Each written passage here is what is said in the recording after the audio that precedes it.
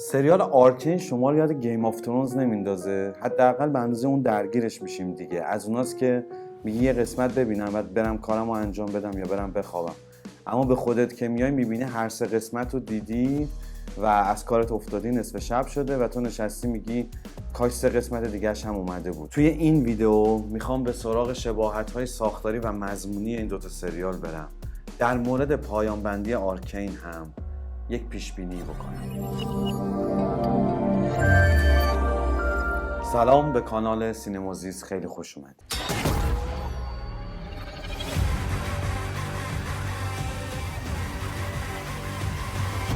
Jinx! Finally got the name right. Sister. برند استارک از سریال گیم آف ترونز رو یادتونه؟ شبیه ویکتور نیست؟ برند فلج بود و ویکتور هم از ابتدای سریال مریضه و با چوب دستی این ور اون ور میره. هر دوتاشون هم به دنبال دانش فراعقلی هستن. برند به یک دانش فرازمانی دسترسی پیدا میکنه و ویکتور هم با کمک هکستک یک دانش عجیب غریبی پیدا میکنه. از طرف دیگه برند با یک درخت خاص ذهنش رو یکی میکنه و قادر میشه گذشته و آینده رو همزمان ببینه. توی آرکین هم یک درخت خاص هست که اکو قلمروش رو اونجا بنا نهاده و این درخت قدرت خاصی داره. رابطه اکو با جینکس و وی هم خیلی جالبه.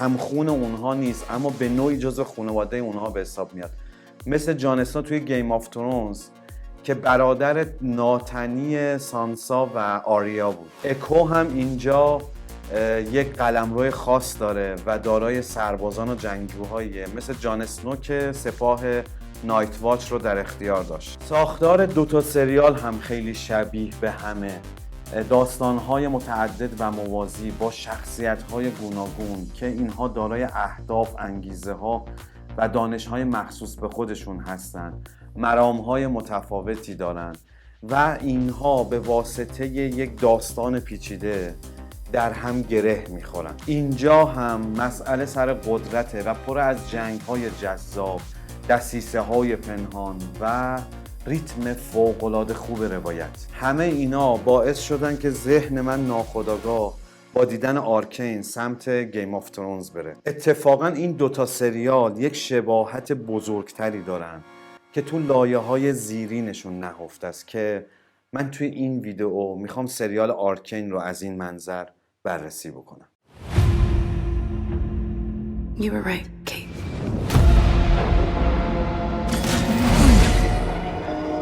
My sister is gone. There's only Jinx now.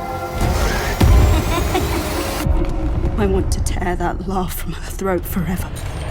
رویکرد من توی سینمازیس اینه که فیلم ها رو از منظری بررسی بکنم که نکاتی که برای زندگی روزمره ما دارن عیان بشن و به درک جهانی که توش زندگی میکنیم کمک بکنم. حالا هم میخوام سریال آرکین رو موشکافی کنم تا به اون هسته مرکزی که روایت و فرمش رو شکل داده برسه. توی فصل اول به نظر میرسید دعوا سر تجدده، اینکه به تکنولوژی رو بیاریم یا نه. تکنولوژی یک چیز شیطانیه که اخلاقیات رو از بین میبره. همین دعوا که آیا ممکنه یک روز تکنولوژی از کنترل خارج بشه یا بدتر از اون کنترل ما رو به دست بگیره. اما این موضوع به نظر امروز یکم نخنما و کهنه است، هرچند هنوز عده‌ای هم نسبت به این قضیه ترس و واهمه دارن. اما این همه کشمکش جذاب و این همه کاراکتر پیچیده نیاز به دغدغه عمیق‌تری دارن. دقیق‌تر که نگاه کنیم با این سه قسمتی که از فصل دوم این سریال منتشر شدن میبینیم آره یک لایه عمیق‌تری این سریال داره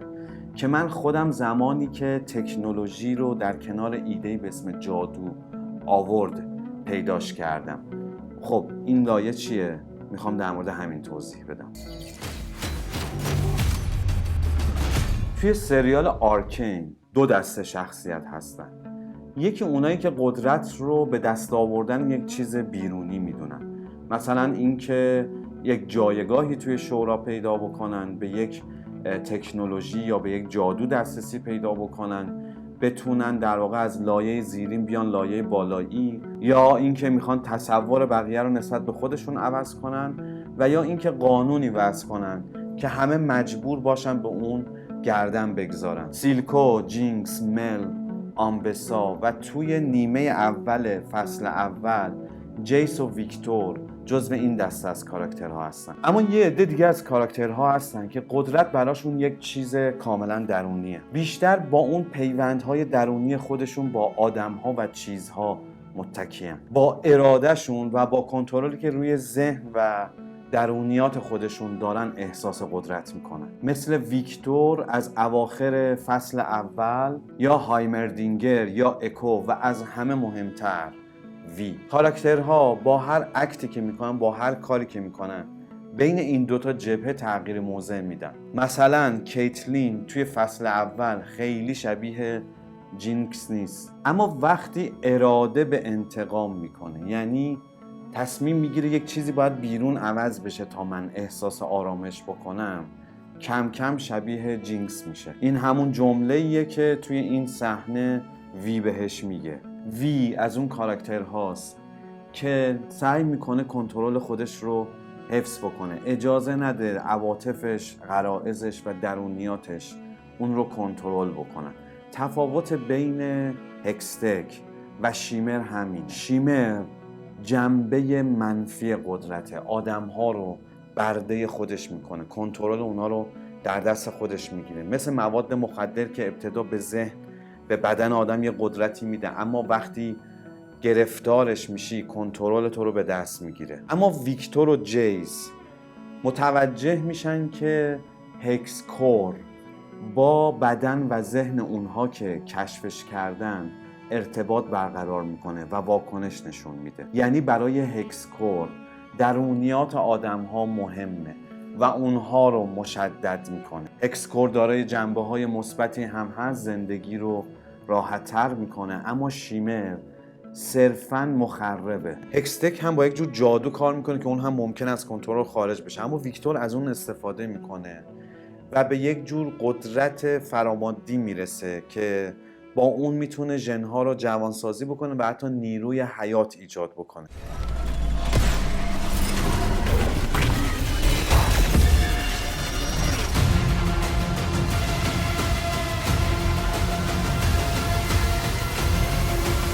به عبارت بهتر، آرکین داره به ما میگه اموری مثل رفاقت، عشق، رحم، مروت و خانواده به معنای جدیدش، یعنی نهادی برای همبستگی عاطفی بین اعضا، امور درونی هستن که موجب آرامش درونی ما میشن، به ما اعتماد به نفس میدن، ایجاد ارزشمندی میکنن در ما. اما در مقابل اموری مثل تصاحب، دشمنی، رقابت و خانواده به معنای قدیمش، یعنی چیزی که تعیین میکرد نقش ما رو در جامعه و قدرت سیاسی به ما میداد، اینها امور بیرونی هستن که در فقدانشون، در غیابشون ما احساس میکنیم خالی از ارزش هستیم و اعتماد به نفسمون رو از ما میگیرن. اون لایه عمیق‌تر معنایی که در موردش صحبت میکردم در اینه که یک عده تصور میکنن قدرت در به دست آوردن یک چیز بیرونی مثل تکنولوژی، یک مقام، یک عنوان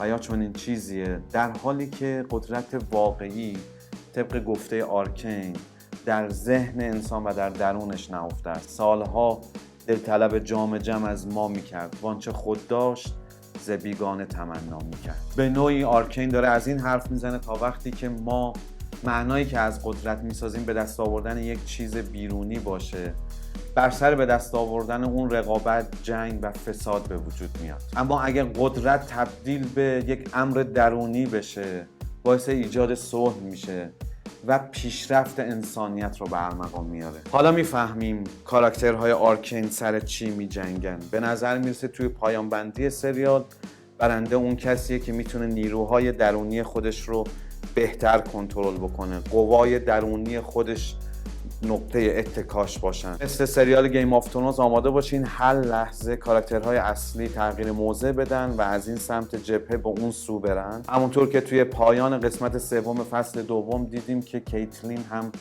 تغییر موضع داد، مثل جینکس دست رد به سینه وی زد، چرا که اون هم تصمیم گرفت برای گرفتن انتقام تمام قوای خودش رو سرجم بکنه تا یک چیز بیرونی رو به دست بیاره، یک اتفاق بیرونی رو رقم بزنه. توی گیم آف ترونز هم تفاوت بین دنریس تارگریان و جان اسنو توی همین بود.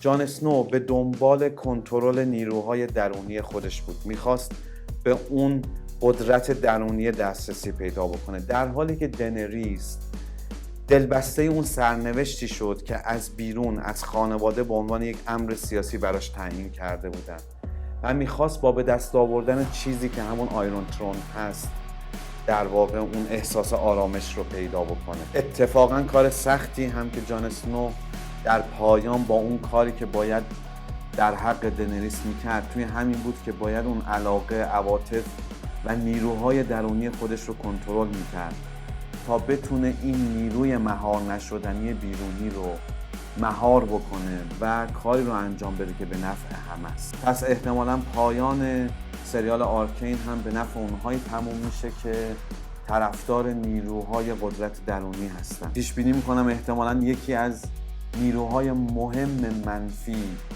که در ادامه خودش رو نشون خواهد داد معلم سابق ویکتور خواهد بود که داره با استفاده از نیروهای درونی حیوانات وحشی خودش رو احیا میکنه. حیوانات وحشی رو میتونیم نماینده اون طبیعت درون خودمون، اون نیروهای وحشی خودمون بگیریم که سعی دارن کنترل ما رو هر لحظه به دست بگیرن. این فرد احتمالاً یک چیزی به مراتب قوی تر از شیمر درست میکنه و نیروهای منفی رو پشت خودش جمع میکنه یا حداقل یه آرایش جدیدی توی اونها ایجاد میکنه.